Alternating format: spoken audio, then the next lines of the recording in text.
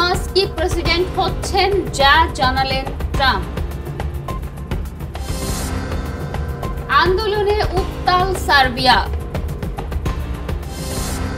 প্রতিশোধ নেওয়ার হুঁশিয়ারি নেতানিয়াহুর।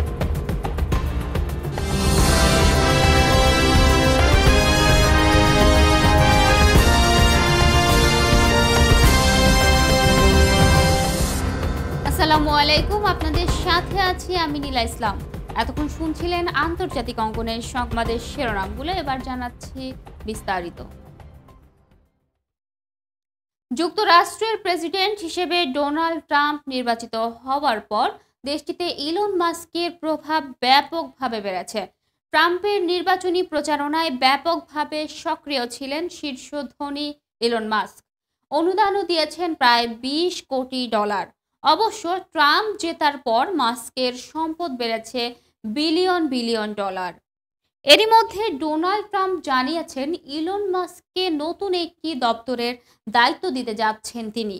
দপ্তরটির নাম ডিপার্টমেন্ট অফ গভর্নমেন্ট এফিসিয়েন্সি। ট্রাম্পের নির্বাচিত হওয়ার পর ডেমোক্র্যাটরা এখন প্রশ্ন তুলেছেন যে ইলন মাস্ক কি আসলেই প্রেসিডেন্ট। গতকাল রোববার ট্রাম্পকে প্রশ্ন করা হয় যে ইলন মাস্ক কি কোনোদিন যুক্তরাষ্ট্রের প্রেসিডেন্ট হতে পারবেন। এর জবাবে ট্রাম্প বলেছেন না। এর কারণ হিসেবে ট্রাম্প জানান প্রেসিডেন্ট হওয়ার জন্য জন্মসূত্রে যুক্তরাষ্ট্রের নাগরিক হতে হবে। অ্যারিজোনা অঙ্গরাজ্যের ফিনিক্স অনুষ্ঠিত রিপাবলিকান দলের সম্মেলনে ট্রাম্প বলেন, আমি আপনাদের বলতে পারি যে ইলন মাস্ক প্রেসিডেন্ট হতে পারবে না। মার্কিন নবনির্বাচিত প্রেসিডেন্ট বলেছেন, আপনি জানেন তিনি কেন হতে পারবেন না, কারণ তিনি এই দেশের জন্মগ্রহণ করেননি।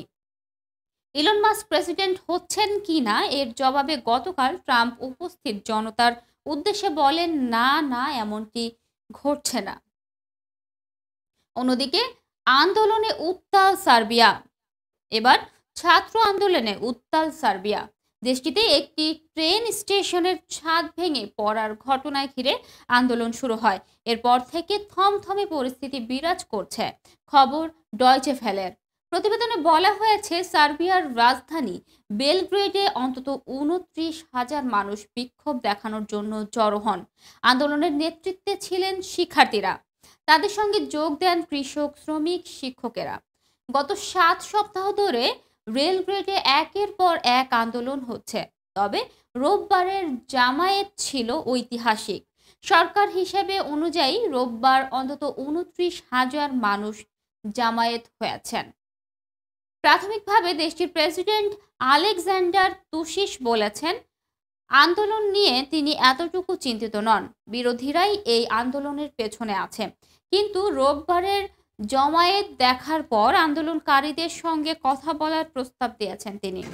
গত 7 সপ্তাহ ধরে সার্বিয়ায় যে আন্দোলন চলছে তার নেতৃত্ব দিচ্ছেন শিক্ষার্থীরা। দেশটির অভিনেতা কৃষক ইউনিয়নের গোষ্ঠীও তাতে সামিল হয়েছে। তবে শিক্ষার্থীরা লাগাতার রাস্তায় নেমে আন্দোলন চালিয়ে যাচ্ছেন। এদিকে প্রতিশোধ নেওয়ার হুঁশিয়ারি দিয়েছেন নেতানিয়াহু। ইরান সমর্থিত ইয়েমেনের বিদ্রোহী গোষ্ঠী হুতির বিরুদ্ধে প্রতিশোধ নেওয়ার হুঁশিয়ার বার্তা দিয়েছেন ইসরায়েলের প্রধানমন্ত্রী বেনিয়ামিন নেতানিয়াহু। তেল আবিব হুতিদের দ্বিতীয় দফায় হামলার পর তিনি এমন বার্তা দিলেন। খবর এএফপির। নেতানিয়াহু বলেছেন, আমরা ইরানে অশুভ অপেক্ষা সন্ত্রাসী অস্ত্রের বিরুদ্ধে শক্তির সঙ্গে কাজ করছি। তাই আমরা হুতিদের বিরুদ্ধে পরিস্থিতিশীলভাবে শক্তি প্রত্যয়ন নিয়ে কাজ করব। এএফপি জানায়, শনিবার হুতিরা ইসরায়েলি বাণিজ্যিক কেন্দ্রে আঘাত হানলে 16 জন আহত হয়। সেই সঙ্গে ভোরের পূর্ব মুহূর্তে এই হামলার পর অনেককে তাদের বাড়িঘর ছেড়ে যেতে হয়। হুতিরা দাবি করেছে এটি ছিল একটি ব্যালিস্টিক ক্ষেপণাস্ত্রের আঘাত। এই সপ্তাহে তেল আবিবের উপর গত শনিবারের হামলাটি ছিল ইসরায়েলের ওপর হুতিদের এই ধরনের দ্বিতীয় হামলা। গত বছরের 7 অক্টোবর গাজা থেকে ইসরায়েলে হামলা চালায় হামাসের যোদ্ধারা। সেই সঙ্গে ইসরায়েলি ভূখণ্ডে প্রবেশ করে তাণ্ডব চালায় তারা। এতে ইসরায়েলে অন্তত 1200 জন নিহত হয়। এছাড়া অন্তত 250 জনকে জিম্মি করে হামাস। এর জবাবে সেই দিন থেকে গাজায় হামলা শুরু হয় ইসরায়েলি বাহিনীর। এতে এখন পর্যন্ত গাজায় নিহত হয়েছে 45,000-এর বেশি ফিলিস্তিনি। হুতিরা বলেছে গাজা, ইসরায়েল ও হামাসের মধ্যে চলমান যুদ্ধে তারা ফিলিস্তিনিদের সঙ্গে একাত্মতা প্রকাশ করেছে। দর্শক, এই ছিল এখনকার মতো। পরবর্তী সংবাদ দেখার আহ্বান জানিয়ে এখানেই শেষ করছি। ধন্যবাদ সবাইকে এতক্ষণ সাথে থাকার জন্য।